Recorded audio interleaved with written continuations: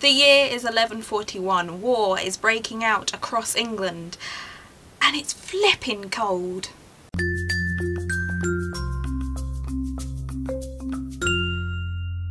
Hi everybody, it's Lydia here. So I was invited by Transworld Publishers to be part of the blog tour for the paperback release of Winter Siege by Ariana Franklin and Samantha Norman. For those of you who don't know, Ariana Franklin was a critically acclaimed historical fiction novelist, and when she passed in 2011 she left an unfinished novel, and since then her daughter Samantha Norman has finished it, and that is of course Winter Siege. So as I said, this is set in the 12th century and it follows a series of characters basically just trying to survive while this war is breaking out across England between King Stephen and the Empress Matilda, who both believe they have a claim to the throne. And really none of these characters want anything to do with this war going on. They have no particular allegiances either way, but they still get drawn into it and caught up in it, and it's basically just about them trying to survive. Firstly, I just want to say this book is so well written. The entire thing switches between these small character-driven scenes and these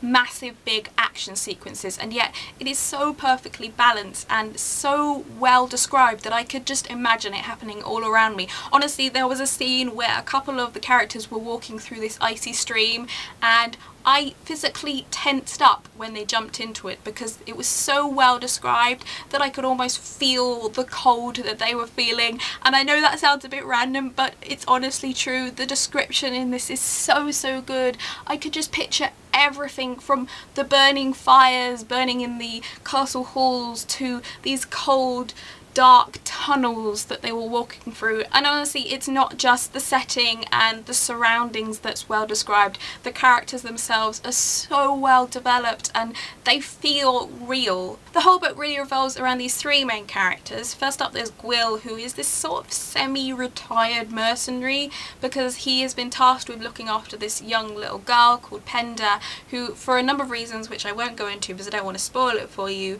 dresses as a boy. So to everyone else except for Gwyll, they all think she's a boy. No one has any clue that she's a girl, and if they do, they don't let on, put it that way. And finally there is Maud. Maud is the wife of a knight who she is forced into marrying against her will. However, because of a series of circumstances which I'm not going to spoil for you, she ends up basically taking charge of the castle where they live, and she gives all the orders and looks after everyone and decides kind of whose side of the war they're gonna stand on basically.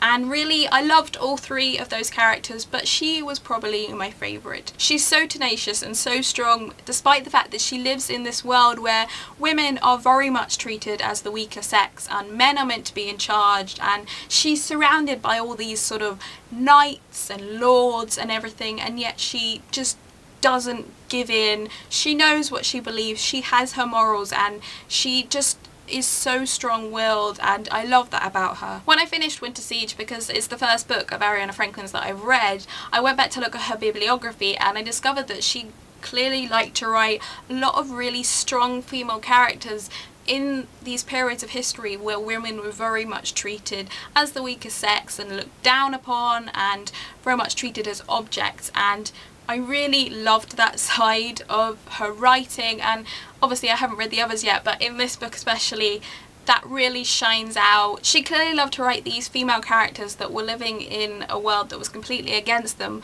but make sure that despite that they still shone through and they still kind of had the guts to stand up to all that in a way despite of everything, and the feminist in me really loved that.